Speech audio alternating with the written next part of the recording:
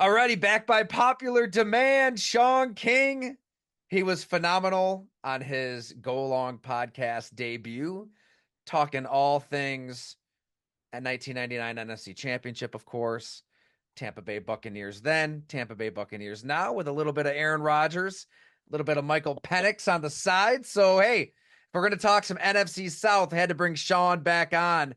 How in the hell you doing, man? Great to have you here. I'm good, man. Looks like I was King Stradamus with Penix, right? I mean, he's so good. He didn't even have to play in the preseason outside of that one appearance as a rookie. But I mean, let's keep it a buck. Are you kidnapped?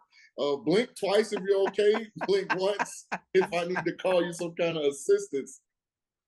I'm good. So this is for those watching the video. This is going to be my new office about a year from now. Have a lot going on, building a house, Okay. and I'm down here where we're building a house, and this is going to be the office. We'll spruce it up. We'll make it look nicer by the time we're here full time. But I'm good. Life is good. Absolutely. All right. Your well being was at the forefront of my concern. You're right though on Penix. Yeah, I'm guessing that Terry Fontenot listened to the podcast and was like, "Holy hell! I know I like this kid, but he's really Right. going to be Is that not special." a first? Like, normally when you have and let me put context on this rookie class. I know we're actually going to get on topic NFC South in a second. I'm going to keep this rookie class separated in my macro evaluations, simply because it's the first class that's had multiple guys 24 years or older. Hmm.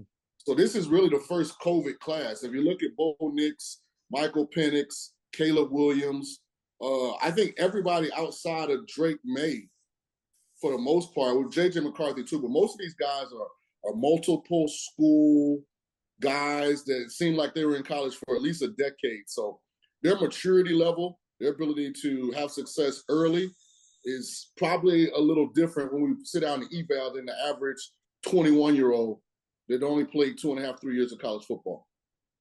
Which gets to the crux of the Michael Penix criticism. I think the more I thought about the pick, the more I loved it because I mean it's too valuable of a position.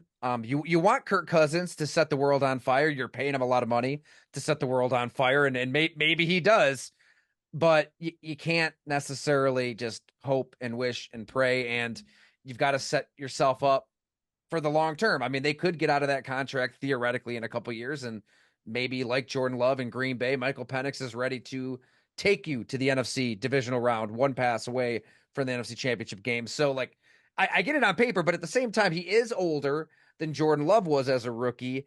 Like, off of the point you just made there, Shaun, is that a problem at all? Like, is there going to be? Are you going to want to get Michael Penix out there sooner I don't because think of it's a that? problem, Tyler, and I think you have to evaluate each situation individually.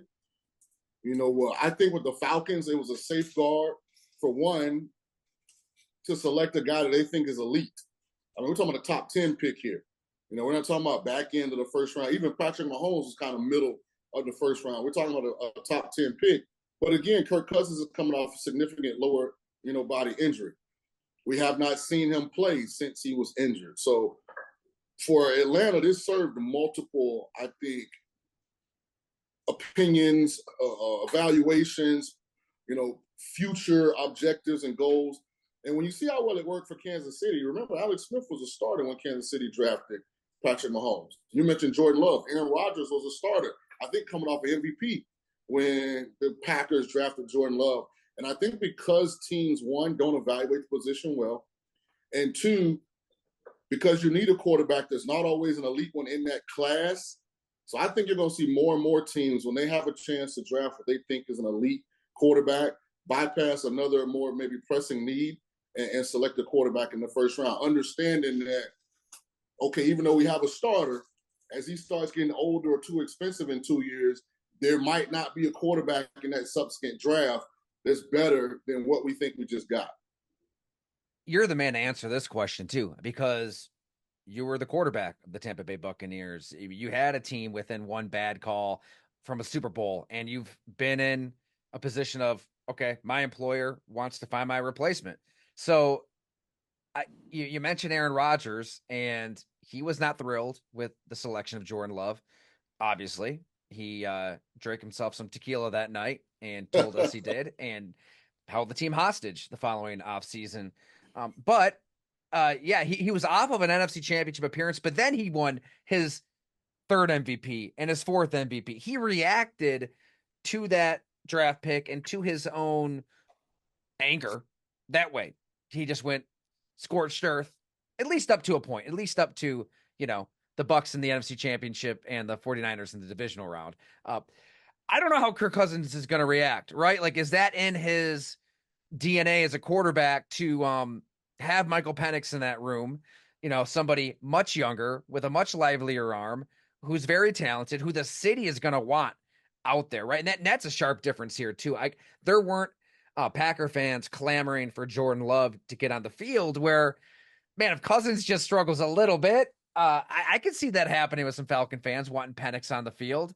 How's Cousins going to react to this all, right? As the quarterback, as a competitor, does he allow that all to kind of just drag him down and weigh on his shoulders through the course of the season? Isn't Kirk Cousins like the ultimate side chick? Like, he's never like the guy. He's like the other guy, like the Redskins at the time drafted RG3, then drafted Kirk Cousins. The Vikings had drafted Christian Ponder to be their franchise quarterback, and it never kind of panned out. So then Cousins comes in as kind of like a bridesmaid. Now he's finally like, I finally got, an opportunity to actually be the bride. This is my day. Everybody's focused on me. And the Falcons draft Michael Penix in the top 10. So, I mean, it's sort of been like a narrative around Cousins' entire career. And I guess that's the answer to our question, right? I mean, he is the guy yelling into the camera, "You like that?" And he's grabbing Mike Zimmer by the shirt, and they're almost coming to blows. So, like, I think there is something to that Monday Night Football record and his struggles in prime time. I don't think his heart rate just slows like Patrick Mahomes' does. Like, I mean, that's a literal thing. All the tracking devices showed us in the 13 seconds game that Mahomes was calm as hell. Cousins in that primetime spot, you don't know what Tyler, you're going to get, but he has reacted to. I'm not going to let you do that, Tyler. We're not going to sit here and make Patrick Mahomes the comp for if a quarterback is cool, calm, and collected, because he's elite. He's all-time great. I think Cousins is probably underappreciated. If you do a deep dive statistically on when he came in the league and all the quarterbacks that have been in the league during that period, he's top 3 in almost every category. I mean, he's just a guy that's been crying for respect, crying for somebody to notice that he's pretty darn good, and it just has never happened. So we'll see. Is he healthy? Atlanta's a team a lot of people are high on. I kind of have my reservations about some things, but we'll see. Yeah, I think for all of that stuff, I think he has reacted to competition in the room really well, adversity really well. Playing with Mike Zimmer was not enjoyable, and he somehow pulled that off. And he gets an offensive-minded coach in Kevin O'Connell. He gets a Justin Jefferson. He looked damn good at times up until that Achilles. He had the Vikings in a really good spot in the NFC. I tend to think it's going to work out. I think Kirk Cousins, Bijan Robinson, Drake London, Kyle Pitts, if they actually use him, and then they do get the pass rusher Matthew Judon. They get a safety Justin Simmons. I feel like, and Raheem Morris, if you talk to anybody around the NFL, they say this guy was born to be a head coach. I'm kind of buying the Falcons, and I hesitate because I bought them last year, thinking they had this team of positionless players around the quarterback position, but Desmond Ridder could not rise to the occasion. I think Kirk Cousins is good enough to function at his age within a scheme that should suit him really well. I like everything you said, except I do have one subtle pushback. I love the fact that Raheem Morris got another opportunity to be a head coach. A good friend of mine. I've known him since he first came into the league there in Tampa. I'm with you, Matthew Judon. If what we heard about why New England didn't want him anymore, if those things are exaggerated, or maybe they're overemphasizing it to save face, then the Falcons got a really talented pass rusher, which they needed. I don't know why Justin Simmons was a free agent. Now, I agree. The back of his football card says he's a good player. Why was that player of that caliber available? for nothing. So we'll see. The question I have with Atlanta is I don't know how good Drake London is or if Kyle Pitts is any good. Those are two of the things that I'm going to find out. I think when people evaluate the Falcons, people are just assuming because of where they were drafted that all they were missing was a quarterback. And I'm not a Desmond Ritter fan. So I tried to tell people that in the draft, but I'm going to find out is Drake London or Kyle Pitts really good? And until I find that out, it's hard for me to know how high the ceiling is for the Falcons. I do think Kirk raises their floor to, a 8-9 win team, but to get in double digits, I think Drake London has to be on that arc of the next group of guys behind Justin and Tyreek Hill and Jamar, that next group, the Terry McLaurins, and know if he can prove that he's in that, caliber, then so be it and so forth. Pitts has a lot to prove. There's a lot of really, really good tight ends in 2024 in the National Football League. And right now, maybe through no fault of his own, Pitts is on the bottom half of that. So I'm interested to see, can he resume his Florida level production?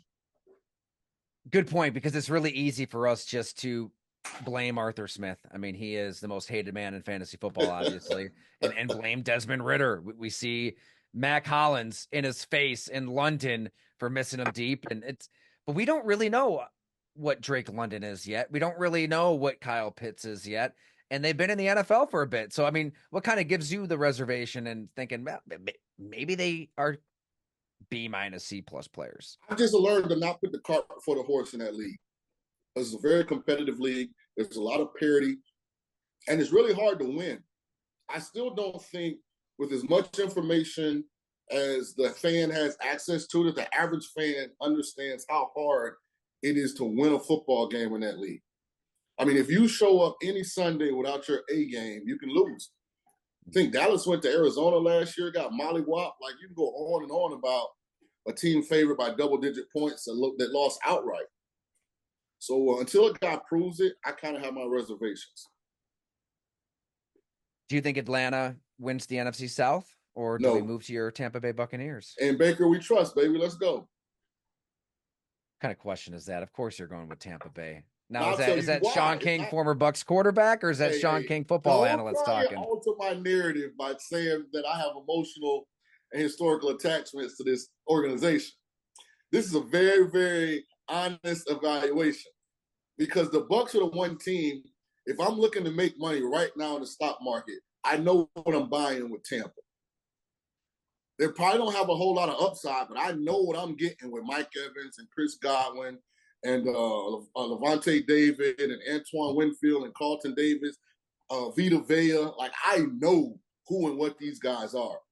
Now, losing Dave Canales, congratulations to him for getting the Carolina Panthers head job. Was he the big reason that Baker Mayfield kind of had a resurgence, or was it the fact that Baker's mature? We talked about the context on this rookie class because of their age. Baker was a young guy. First pick of the draft, came in, got everything given to him. National commercials. He's on the front cover of magazines, had instant success in Cleveland. I don't think he handled it well, was mature enough to really, understand that there was still growth and improvement that needed to happen. So having failed in that situation, went to Carolina, that didn't work out. Got a chance to go and spend half a year, I think, with McVay and Stafford. Now you come and get your own team. Was it he's finally matured, or was it Dave Canales? That's probably my biggest question mark, is can Liam Cohen get the same consistent performances out of Baker? Where do you lie? In this division with as many unknowns, I'm going Bucs to win for the fourth year in a row. They won the division the last 3 years. A lot of people don't know Todd Bowles' defense was ranked 7th last year. So they got a top 10 defense. If that offense, just isn't just a unmitigated disaster, they're going to be in every game. So I'm going Tampa. I think they even improve a little bit. We'll go 10-7. And I don't think it's going to be a runaway, because I think Atlanta's talented, but I'm going with the known commodity here. What do you like about Baker Mayfield then? What gives you hope that what we saw last year is going to stick? His mental toughness, his confidence.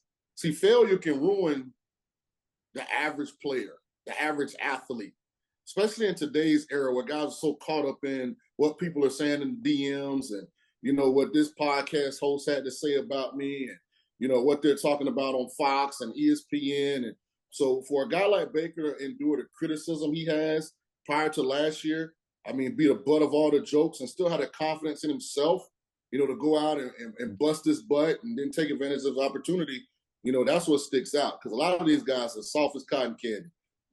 Tua being one of them. You see Tua still in his feelings about the fact that his first head coach didn't love him. And he just got $200 million. And Baker, meanwhile, he just over here blue collar, grinding away. So that's what I like about Baker. It's a really good point. It's easy to forget that Baker Mayfield was written Number one off. pick. He was the number one pick, but Heisman into this season, he's competing with Kyle Trask for the job. He's on the heels of the Panthers and the Rams, right? Like it really fell apart for Baker Mayfield. It's Happy Gilmore just chopping away at the ball in the rough 20 times at that point for most. I've always been a Baker fan. I've always thought that mental toughness would find a way to bubble to the surface, and he got with the right coach, with the right team at the right time, and now we see if it can stick. And it, Quincy Avery, he's Deshaun Watson's personal quarterbacks coach. He's worked with Jordan Love, Jalen Hurts, a lot of these guys. He is always adamant that just confidence as a quarterback is number one. Like, taste a little success, know how to build on that success. It's hard to quantify, but why do you think that can be just the greatest weapon for Baker Mayfield, for any quarterback? That when you've got confidence and you believe in yourself, you can build on that and string together games and seasons. Because Baker doesn't really have that one athletic physical trait that just blows you away, right? His number one trait is, I'm a bad mother effer. I'm gonna kick your ass out here. I'm gonna right. talk some junk. Like that, he kind of, when he's thinking that way and feeling that way, he plays that way, it seems. He's not terrible in any way. He's not great in any way. He's just kind of like that guy that's got an 83 to 85 on Matt and like on every trait. But what I would do is I would take what Quincy Avery said. Shout out to him for where he come from and where he's at. But I would say transparent confidence is what separates, in my opinion, successful quarterbacks from ones that don't succeed. Because blind confidence can be a detriment, meaning that it's never your fault. It's always somebody else's issue. The O-line didn't block, the receiver didn't run the right route, the coordinator don't know what he's doing. Well, I'm still the baddest thing on the planet. To me, transparent confidence is when I can look in the mirror and acknowledge where I'm deficient and understand I've got to work harder in those areas to improve, and still understand I have an opportunity to win games with the things that I'm currently doing well. So when I look at Deshaun Watson, I think he needs some transparent confidence. Like, he has been awful, not average, awful. And it seems like, and I hope I'm, not correct here, but it seems like every time he plays bad, now it's an injury.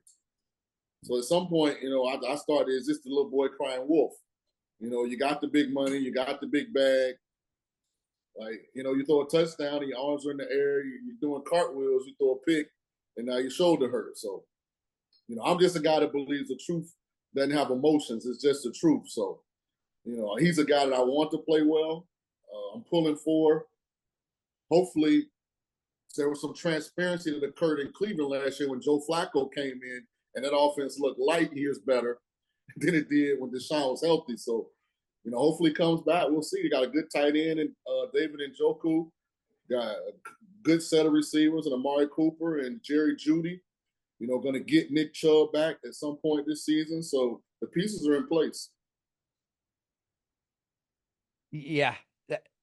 I'm just smiling because I'm actually working on a story right now. It's going to be at the site by the time people listen to this, probably on Deshaun Watson and the Cleveland Browns, and confidence is such a theme. And there could be something to that shoulder. Maybe that shoulder, Quincy Avery says, it's in and out of the socket. It's in a really bad place. There could be something to that. There could be something to the scheme not fitting his skill set. There's going to be more spread, more 3-4 receivers, maybe some more reactionary throws where the receivers are able to react to what the defense is doing, right? It's not just pre-called in the huddle, predetermined, we're doing this. Deshaun Watson wants that stuff. But we saw what we saw too last year.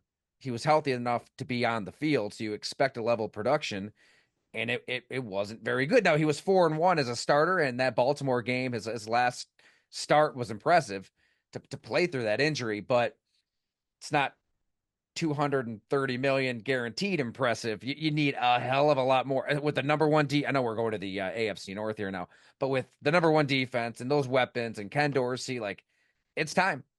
So It's let's be honest, this is Tyler, it. because I can say things that you probably don't want to say because you have to have guests and stuff. But listen, Quincy Avery is a business and a brand. Friend of mine. You've never heard him say anything critical of one of his clients. That's not his position. He's not a talking head.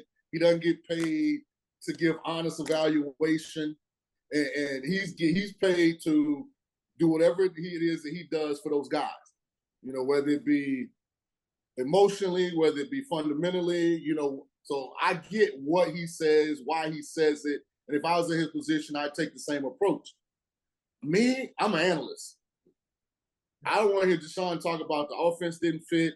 I mean, with all this technology and all the money and the things available, at the resources available, I don't want to hear about the shoulder and the positioning of it. Like, listen, guys have come back from much worse injuries than what he suffered. And you can't tell me there's an offense that fits Joe Flacco that doesn't fit Deshaun Watson. I'm just not going to believe it ever. That's why we bring you on. Balance. I like it. All right. NFC South, New Orleans Saints. Do we care about this football team or not? I can't say I don't care about it because I went to Tulane. There's a lot of good people in New Orleans, but I'm going to whisper, nobody cares. When they signed up and they attached themselves to the Mr. Carr business, I think the rest of the NFL tuned out. Man, I've tried to talk myself into Derek Carr many times over. There's a lot There's to no need. like. At this point, though, it's going to be 8 wins, maybe 9. They're built contractually to go for it, to compete for a Super Bowl, but They're nobody's like a talking about the boring. Saints in that. They're like a boring average team. Yeah, They're not eight fun to watch. old and Yeah, slow. they've got some players, Olave, Kamara. I love the offensive lineman they drafted from Oregon State, Talib Fuaga. Like, they got some pieces. Taysom Hill's always kind of fascinating how they're going to use him. But, I mean, when Derek Carr's your quarterback, I mean, history says you in a one-story house. Like, that ceiling just isn't high. And, I mean, I know they drafted Kool-Aid McKinstry to help that secondary, but I don't see it with the Saints. I want them to win because that's a great fan base. Who that nation? Shout out to you guys. But again, the truth don't have emotions, and I think if the fan base is honest, they don't have. Their only expectation for this year is the NFC South doesn't have what everybody agrees is an elite opponent. So if you're the Panthers, you feel like you can contend. You're the Saints, you're the Falcons, you're the Bucks. You don't look at any of the other three and just feel like, okay, we're overmatched, against that opponent. Hard to get excited, right? Because we've seen it. It's been a Yeah. long time. It's been a decade of Derek Carr, and they just How about boy, this they for just Derek Carr? The Raiders haven't found a quarterback since Carr left, and not one Raider fan misses Carr. that's a good way to sum it up. They also have been spending and spending and spending, since the end of Drew Brees, just pushing money into the future. And I get it. I mean, obviously, the Dallas Cowboys should have been doing some of that earlier in the offseason to maybe get another player or two to take advantage of a Super Bowl window. But a team like the Cowboys can afford to do that. The Saints, the end of Brees into whatever in the hell it's been, they really just had to take their medicine and take a year, 2 years even to reset, reload. And they haven't done it. But one team that is trying to do it. Before we move on, because Yes. I would love to be a general manager in the National Football League. I'm going to promise all 32 owners will never be in the position the Saints are in, ever. We'll never be stuck with an overpaid veteran that we know we can't win a championship with. I'd rather move on from Carr this year. I'm sure if you call Minnesota they'd be willing to talk to you about Carr. I'd rather play Spencer Rattler and be honest with my fan base. Listen, we got a young team. We're growing. You know, we don't have expectations for the rookie outside of we want to put him in a situation where he's playing better the last 4 games of the year than he is the first 4. Now, if that comes with us competing for a playoff spot this year, fine.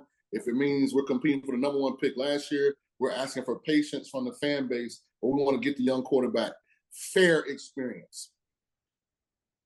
Meaning, we're not. You put a rookie out there and like this is why I don't know if Caleb Williams is going to be successful. I mean, who the hell can perform under playoff expectations right from game 1? Like, when do you ever get to be a rookie? Like what C.J. Stroud did last year, people look at the end result, but they forget the Texans had no expectations.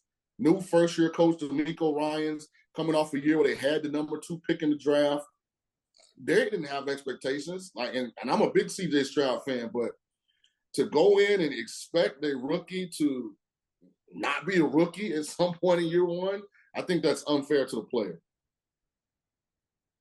You're right. I don't think a number 1 pick has walked into a huddle with that much talent at receiver and running back even. I mean, the expectations are going to be high. I do wonder, though, in that case. Hold on, Tyler, because you just be saying stuff sometimes. Like, well, that's right. It's correct. Explain. Name one.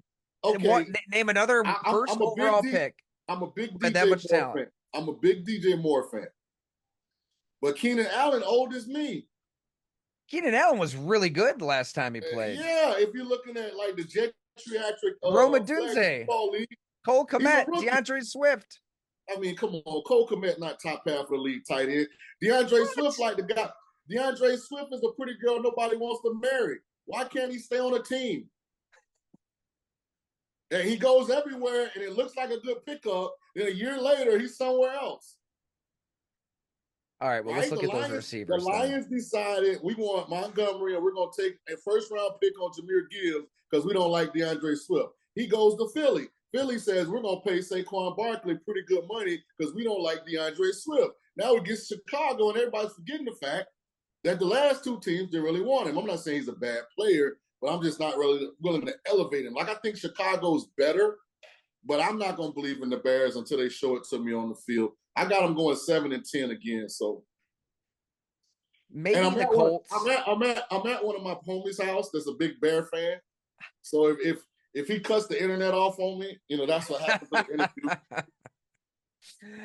interview. I'm trying to think back though. Like, okay, Andrew Luck with the Colts. He had Reggie Wayne at the end, but that team was terrible the year before when Peyton Manning went down.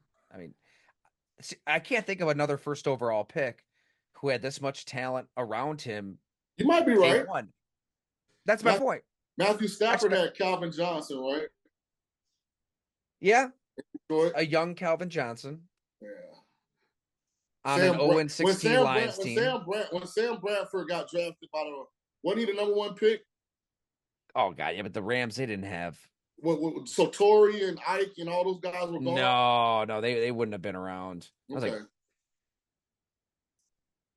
you go through it, and I'm probably a little higher on Keenan Allen than you. I thought he looked pretty. I think his route running will age well. He's one of the best route runners. To get a Dunze after Atlanta took your boy Penix, now listen, they were pretty happy about that. If you're comparing it to the felony charge they should have for what they did to Justin Fields, then Caleb's got everything a quarterback could wish for. So, I mean, we're going to see. Felony charge? I'm probably a little biased. Yeah, man, what they did to Justin Fields or what they didn't do for him, I mean, come on, man. If they'd have put all these guys around Fields, he's probably still there. They got him DJ Moore. Yeah, and guess what? They won 4 more games they did the year before. They went from a 3-win team to a 7-win team. Think if he'd had Keenan Allen and Roma Dunze. He might win 1 or 2 more games. I'm out on Justin Fields. I'm out on the Fields business. All I'm saying is this, and you brought it up. So 2 things can be true. If you're going to say Caleb has the best supporting cast that a high first-round draft pick quarterback has had in a long time, you got to acknowledge that they didn't do the same thing for Justin. Oh, I'm not going to dispute that. I mean, it was That's all I'm saying. insane to have a lame duck regime, to allow a lame duck regime to trade a future first round pick to move up and take Justin Fields. I mean, the order of operations was screwed up from the get go for him. No doubt about it. And then also, if you're going to have Justin Fields as your quarterback, you can't try to force him to be something he's not. I mean, Justin Fields put his Ding, own ding, ding, coaches on ding, ding, blast. ding, ding, ding. Yeah. Put this in your portfolio of Kingisms. We're going to start a segment called Kingisms. I like it. Put this in your portfolio. The coordinators of the offensive side of the ball who have systems are not very good. These are the guys that only know one thing. If it's not working, it means the player doesn't fit. The guys that are really good are the guys that have schemes and can move from scheme to scheme based on the personnel they have. They can go from, okay, I got a static drop back quarterback to I got a movement guy. I got big, tall receivers on the outside, so I'm the Miami Dolphins now. And I got Jalen Waddle and Tyreek Hill. All those different traits don't fit every system. But when the offensive coordinator is selfless and he knows that it's the X's and O's, I mean, that it's the Jimmys and Joes, not the X's and O's, those are the guys that are really good. Couldn't agree more. I think a really good system is one that looks at what you do really well and maximizes it, right? Like just find a quarterback's strengths and tailor what you want around that. So, And what are the strengths of that team? Like when you get somewhere, you may be a guy that wants to throw the ball all around the field, like Mike Marks. But you may get somewhere that's got a great offensive line, a deep group of running backs, but really underdeveloped the receiver and a young quarterback. Can you now turn it into a run-heavy scheme that plays field position, gets the game to the fourth quarter, gives yourself a chance to win? Like it's about being able to adjust, pivot, and adapt. Those are the guys that are really good. so year one for Bryce Young, and everything that I heard right in the heat of the moment was Frank Reich's offense is a little too prehistoric. Play is called, play is run. There's really not any adjusting, audibling. Yet on top of that, they're asking Bryce Young to handle so much at the line of scrimmage. He's setting all of the protections as a rookie. So that's kind of weighing on him as well. And, all of the improvisational stuff that we saw at Alabama creating, he looked small. He played small. And so they don't really have a choice, but they kind of reset the team completely through the prism of the quarterback they gave up so much for. So out is Frank Reich, in is Dave Canales, in is Dan Morgan as the GM. They get Deontay Johnson. They draft Xavier Legette. They draft Jonathan Brooks. I know they're not going to see him for a few weeks, and they paid $100 million for a guard to try to kind of create that depth of pocket that maybe the Saints had once upon a time with Carl Nicks and Jairi Evans, a shorter quarterback. So you could talk yourself into Bryce Young working out pretty quickly with what we saw from Dave Canales and Baker Mayfield. I have a really hard time getting past the fact that Bryce Young just looked small out there. And like, what is that elite trait? Kyler Murray can zig and zag and run all over the place. Lamar Jackson can just run away from you. Even Baker Mayfield's a little shorter, but he's got some strengths to grip it and rip it. Like, what is Bryce Young's strength that will help him overcome being a short, not just short, but thin quarterback? Well, I don't know that he can change his body type. I mean, he probably can add a little muscle, but to me, Bryce Young is very similar to Caleb Williams, except he actually won something in college. When you look at how Bryce plays and how Caleb plays, they're very similar. A lot of it's extending the play, a lot of it's outside of the pocket, where the explosive plays come from. But I'm going to do the same thing with Bryce that I did with Trevor Lawrence. The rookie year didn't happen. Trevor was put in an impossible situation with Steve Spurrier. Bryce Young was put in an impossible situation, with Urban Devin Meyer, but Davis. yeah. I mean, Urban Meyer, my bad, not Spurrier. I went way back. With Urban Meyer, with Trevor, but Bryce in the same situation with Dave Tepper. You fire the head coach, OC, quarterback coach midway first year. I mean, no guy can succeed in that. So I don't have an opinion on Bryce until I see his secondary year. Canales is coming in with a lot of momentum with what he did with Baker. But I know Bryce still knows how to play. I watched enough of him in Alabama, to know that he's nice. All right, look at that, Shaun King, with some positivity there on a young. I wasn't sure which direction you were going with Bryce Young. I didn't know if you were going to just throw him in the quarterback dumpster, give up Nah, on the guy. That's the beauty I'm of the talking to Shaun King. You don't know I, where this is going to go. I'm the fairest analyst to me in America right now when it comes to evaluating quarterbacks.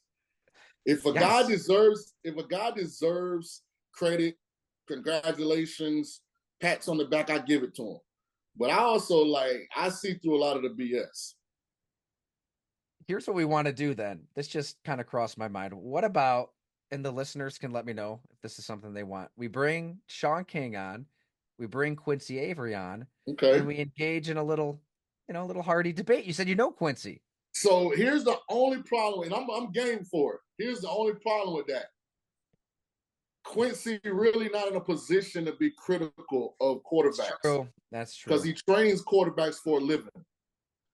So like But he'll say we're talking passionately make his point, and right, you'll say we're and you'll talking passionately make your point. right, say we're talking about Tyler Dunn. He can't really be honest about where you suck at because you're probably not gonna hire him. And if you are already employing him and he says you can't do this, that, and the third, you're probably not going to continue to pay. And I'm willing to do it, but I'm just saying Quincy gonna be in a weird situation. You know, I'm gonna bring it. I ain't running from no smoke. He's gonna Quincy, my bring it though. guy. He knows him Here's really well. He's here's known what'll him be since. I think that's understood, right? That's right. my. I think it's understood that he is one of Deshaun Watson's closest friends. He's been with him Oh since his yeah, junior year at Gainesville High School. Like I get all that, but there's still a lot of insight to be gleaned I from would love to his do it. And perspective. I think the thing that's fascinating about it is where me and him disagree is the modern teaching of the quarterback versus the old school, fundamentally more sound thought process. And that's probably the only thing that me and him, I think, differ greatly on as far as training quarterbacks. That'd be a fascinating conversation. I'm down to do it. All right. Well, that's a perfect spot to wrap up then. We're going to make that happen because it's going to be fun. It's going to be lively. We'll be on Zoom, so no punches will be thrown, but, spirit will be there. Shaun King, Right. thanks so America would be much a for better coming place back too on. if the Bears go America would be a better place if the Bears go 5-12 too. They're sort Oh, of you getting went like down to Cowboy 5 and Nation. 12 now. Yeah, they're delusional, man. They're walking around here talking about championships and playoffs, and I mean, have they forgot the last decade? I think Caleb Williams is going to be really good. And I think the Bears have a lot of talent. I think they win.